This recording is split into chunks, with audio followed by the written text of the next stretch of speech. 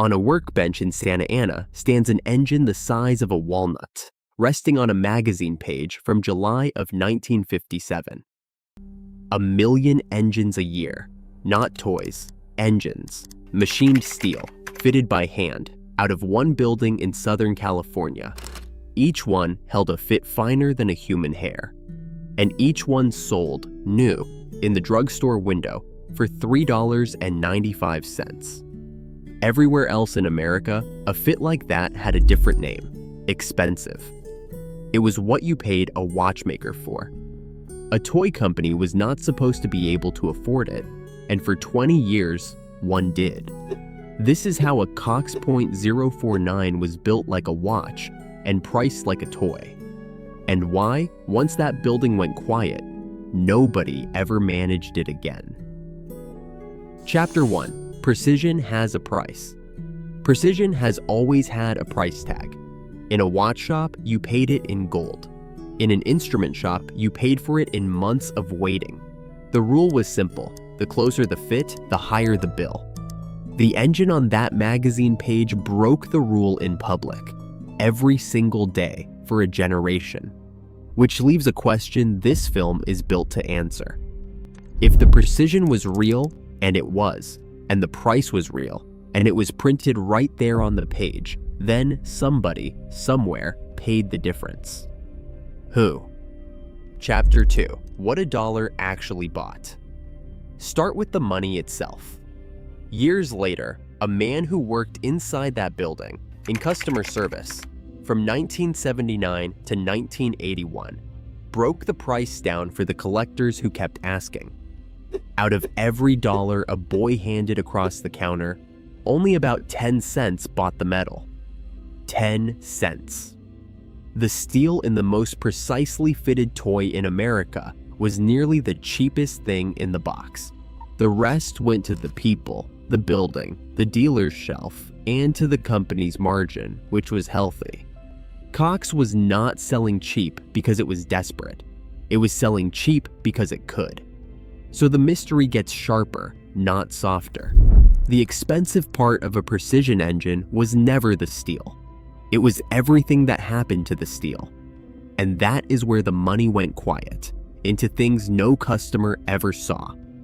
To find them, you have to start with the man who built the building. Chapter 3. The Man Who Trusted Nobody. In 1944, Leroy Cox was making wooden pop guns in his garage with $2,200 and a handful of neighbors. By August of 1946, his little factory was turning out 1,500 toy racers a day. On the 7th of that month, spilled paint thinner caught fire. 12 minutes later, the factory was ash. There was no insurance. 4 days. That is how long it took him to put up a military surplus building on a small lot and start again, geared for double the capacity. A man like that does not outsource his standards. When Cox moved into engines, he did something almost nobody in the toy business ever did. He designed and built his own manufacturing machines because he did not trust anyone else's to hold his tolerances. That decision, trust no one, build everything, is the first invisible thing the boy at the drugstore counter was paying for. Chapter 4. The Line That Fed Itself. The men who walked that floor never forgot it. Rows of automatic screw machines turned cylinders and pistons from long bars of steel, and one visitor said they looked like Gatling guns. Across the aisle, other machines cut the fuel tanks and crankcases. And in the middle stood the rotating tables the line workers called Cox-O-Matics, carousels with a station for every cut, fed by a chute. Each time a raw blank went on, a finished part came off. Parts ran in batches of 100,000. Bins of them, everywhere, in yellow and blue and red. The air smelled of cutting oil on one side of the building and hot plastic on the other. And over the noise of all of it, the women on the assembly line sang.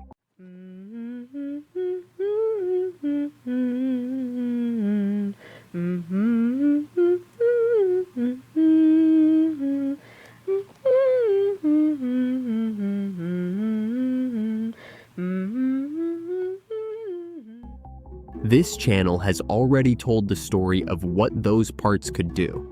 Random pieces pulled off that line, assembled in front of visitors, firing on the first flip.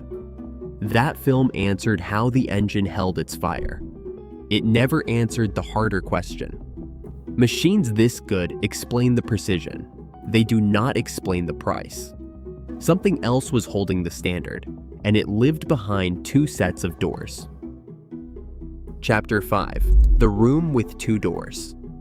In most of the factory, nobody controlled the temperature.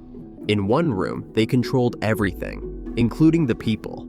This was the honing room, where cylinders and pistons were ground and measured to their final size, measured in millionths of an inch, on instruments that used air instead of a touching blade.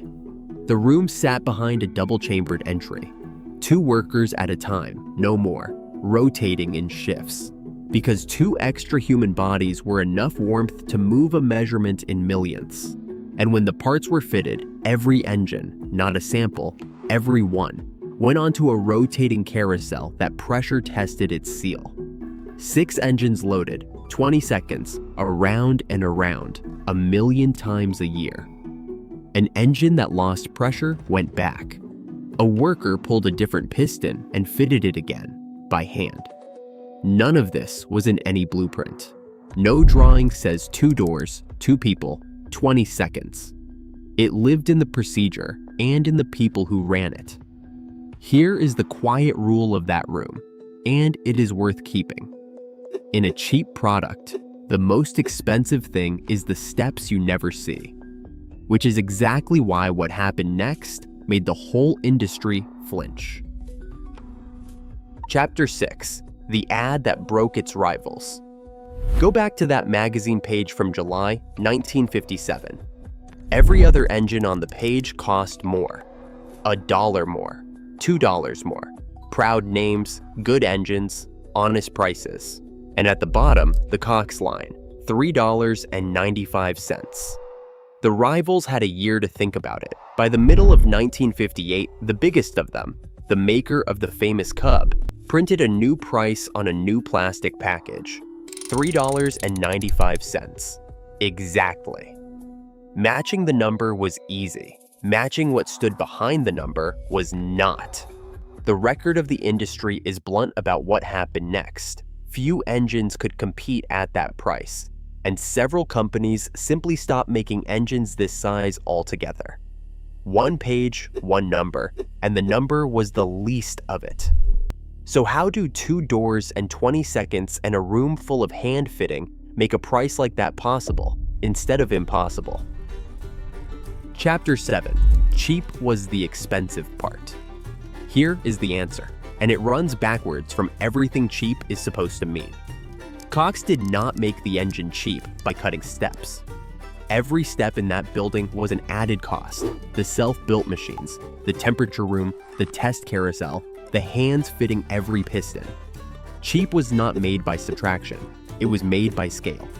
Spread the cost of a honing room across 1,000,000 engines a year, and the room costs pennies per engine. Spread a 20-second test across 1,000,000 engines, and perfection becomes a rounding error. The steps were expensive. The volume made them almost free, and the price made the volume, and the volume paid for the steps. A wheel spinning in the company's favor. Cheap was the most expensive thing Cox ever built, and it only worked because one man kept every part of the wheel under his own roof. Then, in 1969, Leroy Cox retired and sold the company to a toy conglomerate. The wheel kept spinning for a while. Chapter 8. When the Counting Men Came. The new owners looked at the building and saw what accountants see: costs.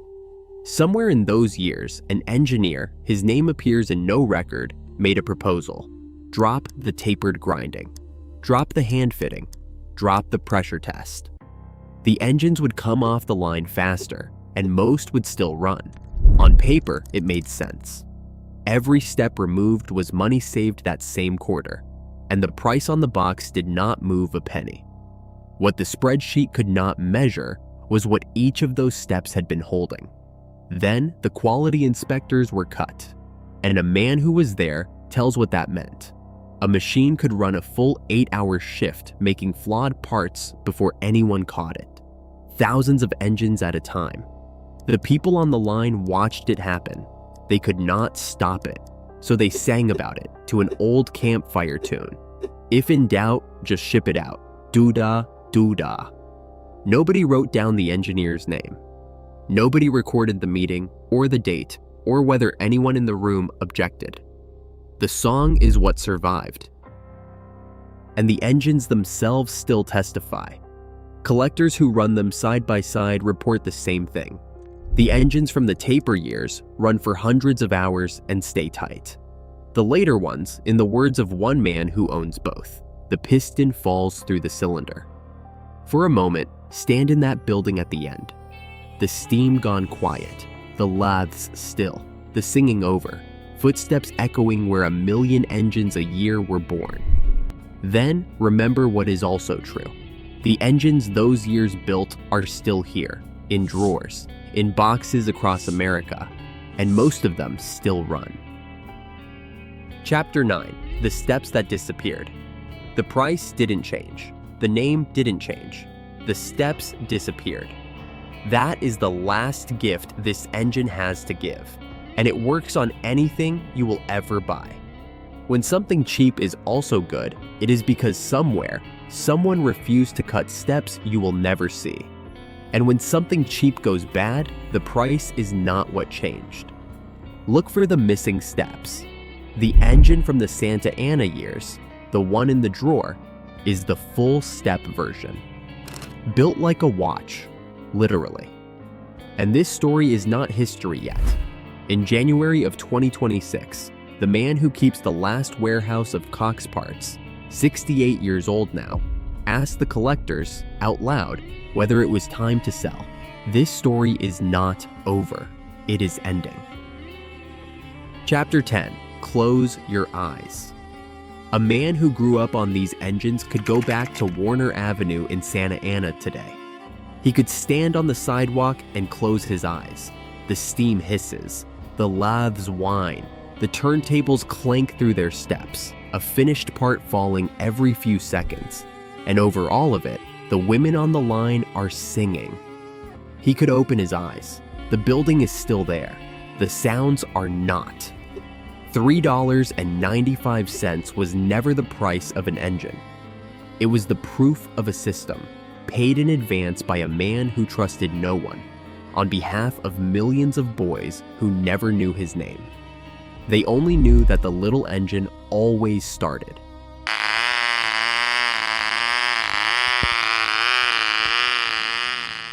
And one question from that building is still open. The song, the 2 doors, the 20 seconds, one witness carried all of it out. If a second one is out there, someone who stood on that line, or grew up with someone who did, the comments below are open, and we read everyone. If this story found you, the film about how this engine held its fire with no piston rings at all is on screen now. Subscribe for the true stories of the American things that were quietly extraordinary and then quietly stopped.